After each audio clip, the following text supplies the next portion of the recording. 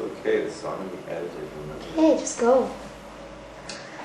Hey, I'm Israel Moskovitz, the director and actor in what is officially my second movie, Wired, although I did do some small projects afterward.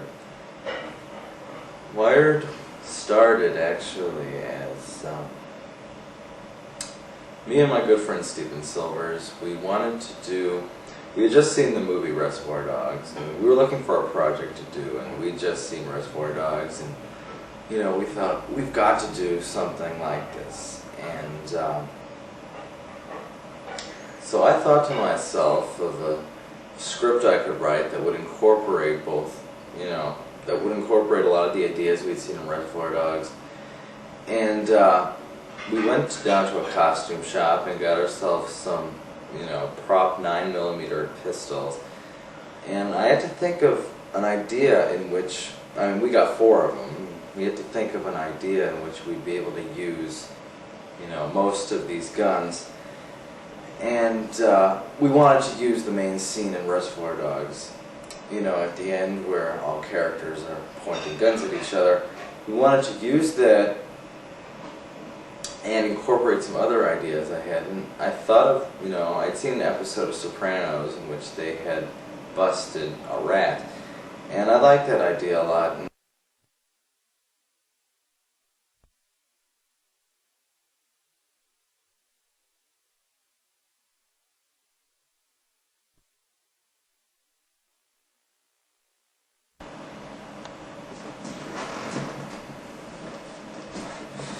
That's still going. Yes. Incorporate these ideas of the film. And so I wanted to be able to incorporate both of these ideas into a script. And so I got the idea of a bunch of mobsters busting a rat, and then at the end they'd be pointing guns at each other, and I figured, how could we mix this all together and make it happen in the end? And I came up with the idea that, there'd be a twist at the end, that it's not the rat who is the real rat, but this mob boss's friend has screwed him over in a sense and double-crossed him, while all the while we think it was the rat. And Steven had the idea that he'd have, a personal reason for doing this. And that is basically how the film began. Originally it was a very clean script, and people kept telling me, these are mobsters, they gotta curse a little. So one day we turned our fairly tidy script, less some violence, into a very naughty sounding script, and we were ready to go. Then there was casting, We had many issues, little issues that came up. First of all, where we're going to shoot this. At first I thought we were going to shoot it in Steven's basement, and his parents were not very happy with that idea. And so we ended up shooting it down in my own basement at my home. And then there was a problem with who would be cast. And Steven had this friend named Elliot Bernstein who had come into town for only a couple weeks, and we were goofing around one day, and I mentioned the project to him, and I just said kind of as a joke, hey, why don't you rehearse some lines? And he did a really great job of it, and I said, wow, this is the character Lefty. We've got our Lefty, here he is. And okay, we have to edit in this long silence. I think what to say next. Okay, casting. Okay, produce. Special effects. This was going to be a very different movie than we had done before. All of our little projects. We wanted this to be very R-rated, very violent, very raw and intense, similar to what we'd seen in movies like Reservoir Dogs and Pulp Fiction. And it was, thanks to this whole Quentin Tarantino idea that that the spirit of his movies is what we were trying to emulate, and I think in the end we succeeded. But you know, we always have problems every movie we do. I mean, it's never easy, but so we started shooting. It was late one night down in my basement, and you know, it was dragging on and people were getting impatient, and you know, the character who played Lefty, Elliot, he was getting very impatient, so I told him, you know, let's finish the scenes to where we kill you off, and then, you know, the scenes after Lefty has been shot, he was no longer on the set anymore. He was upstairs or wherever. He wasn't with us. You know, I actually edited in that footage later of him laying down on the couch, dead and bloody. But throughout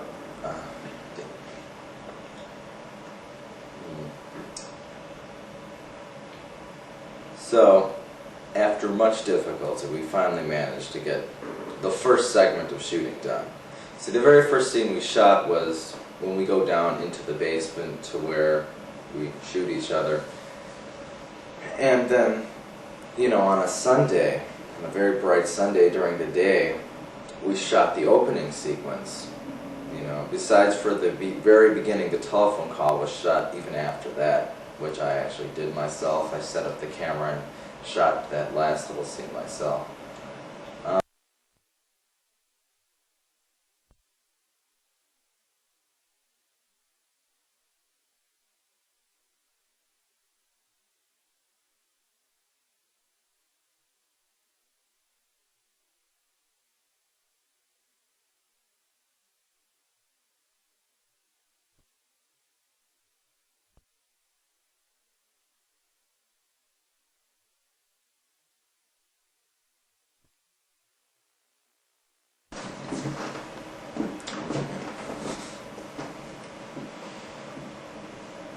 One of the very interesting things about Wired was a lot of ideas that we had kind of developed on their own.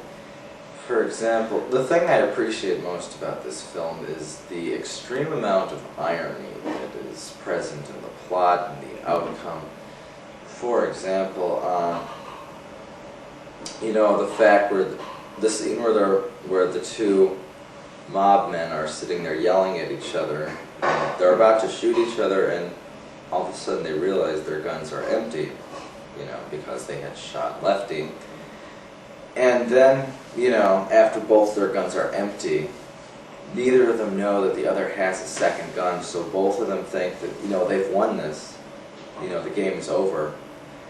And then each of them, you know, in perfect sync, plot a second set of guns. And they're thinking, man, you know, I thought the day was mine, I thought I won, and what are you doing with a second gun? And I think that is what motivated my character, Eddie, to say, a second gun, I shouldn't have trusted you, like, oh man, this really stinks. And then, you know, from that point, you know, where do you go? You know, from there, the only winner would be whoever could scream louder, and they, you know, they were trapped. And it was kind of like the message of this whole movie, like, look at what they had done. You know, with their egos, they managed to kill each other, and that was about it. They didn't manage to... You know, this was supposed to be a very simple, routine thing. You know, they were going to go in and do their job, and there wasn't supposed to be nothing else happening. You know, it wasn't... They didn't anticipate any of this, and all of a sudden, you know, Eddie slips his tongue and mentions his sister kind of accidentally, which turns out, ironically, to be a truism, that Paul's sister did get raped, which is something that Eddie was not aware of, and which caused Paul to come out of hiding and say, hey, I'm working against you. And then it turns into this whole bloody mess, and I just think it's what I call the delicious irony of the film, the way everything unfolds. Originally, my brother was going to shoot the film, but I like doing things my way, first of all, and second of all, because he had to go somewhere. He was kind of busy that day. I decided that I would do the shooting and the camera work, and it took a lot longer, but I was kind of glad because I kind of got what I wanted in there. And although I had a very angry cast to deal with, they weren't very tolerant to all that. We actually had to shoot each scene 3 different times, from 3 different angles. And in the editing process, I edited the film. I had to splice in and synchronize these 3 different edits. You know, if I had a scene that in 3 seconds went from 3 separate angles, that was 3 separate takes. That wasn't even the same scene. And I edited it in about 2 or 3 days, and I was just so insistent on finishing this thing. It was driving me crazy, but I was glad that I did it. And one of the first people I showed it to, a very good friend of mine, she saw it, and it was at that point that I knew that I'd done something very special that I hadn't even intended. She was so amazed by the intensity and the realism, you know, just the raw energy of all the characters. It gave this sense of reality about it. And, you know, I told my friend Steven after showing him the finished version the first time, I told him, I don't even think we know what we've done. You know, this is that good. I don't think we're even aware of what we have unleashed. And I was thoroughly impressed with what happened. Now I must think about what else to say.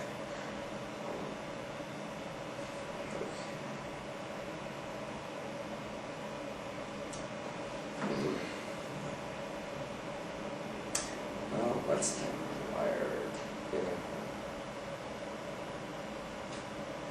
You can make a reference to Intruder.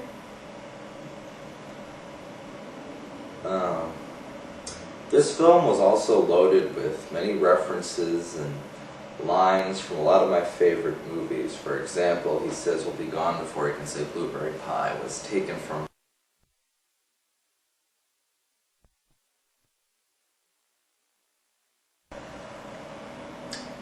This film was full of references to a lot of my favorite movies. For example, I believe it was my line where I said, "We'll be gone before you can say blueberry pie," which was from Pulp Fiction. There was some obvious Reservoir Dogs references in there, and I think we even inserted a few references to some of my previous films. And a lot of very good ideas in this movie came by accident.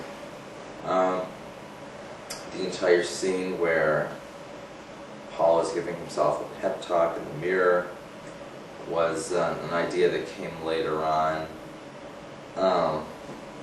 We were going to insert a scene of Eddie actually going into Lefty's house and finding the wire, which he talks about, which we never actually shot.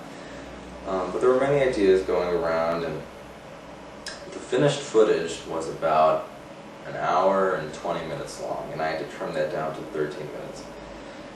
That was a real pain, but it was a lot of fun at the same time.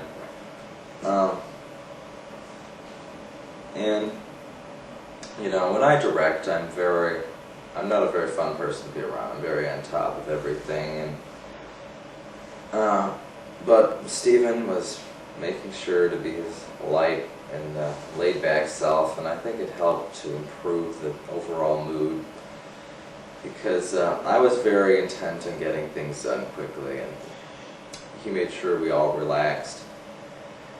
And we had to film certain things very creatively. For example, we did not have the money or the funds. I mean, this thing literally had no budget at all, $0. We were using what we had, you know, at home or whatever.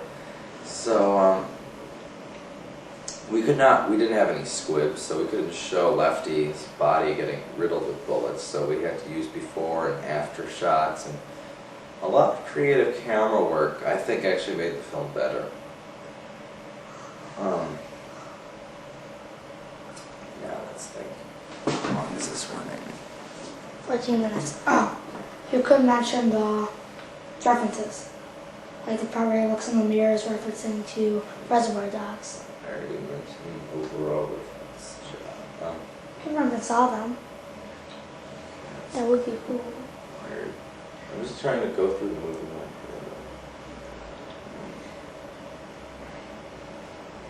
You could mention the gun.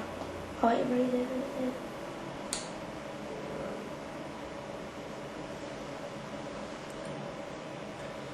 I have to say, my favorite part of the movie is definitely the ending. As I mentioned before, you know, the irony that their guns are now empty because they wasted them shooting Lefty. The very fact that we find out that Lefty was innocent all along, I mean, we all believed at first that Lefty had done it. He was just trying to save his life, but it turns out that no, he was telling the truth. You know, he was innocent the entire time. Then the fact that now that their guns are empty, neither knows that the other one has a second gun. You know, when their guns are empty and they're firing their empty guns at each other, you know, everyone's thinking, well, what do they do next? And then Paul pulls out the gun that we saw before, that we never really saw him pick up. The camera just kind of focused on it. And then, you know, Eddie's got his own second gun.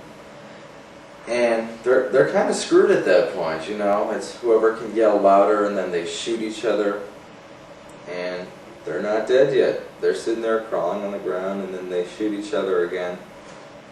And then the last shots of the film, which was my way of telling the audience, you know, look at the wastefulness of this. Look at where their egos got them, you know. Now they're all dead, and nothing has been solved. And then I think the very ending, which was the walkie-talkie voiceover of the SWAT team member, or whoever he is, you know, a police officer, which is kind of like at the end of Night of the Living Dead, where the main character is shot in the head and a policeman walks over, not realizing the importance of this character and what he's had to put up with. You know, at the end of Wired, the guy on the walkie-talkie is kind of like, you know, we've got 3 men here, D away from gunshot wounds. Seems like something big went down here over it, you know. He doesn't realize the gravity of what just happened. It's kind of like,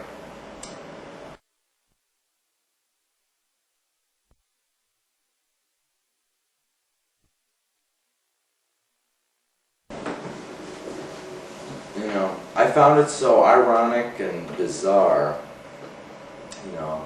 He doesn't get this. He doesn't even know what he's gone into. And it just ends right there. Which is something about my previous film, Intruder, where the very ending, the ending that grabs you, we never even see. It's just a black screen. You know, at the end of Intruder, the character gets stabbed in the back in the darkness and we never see it. And same with Wired.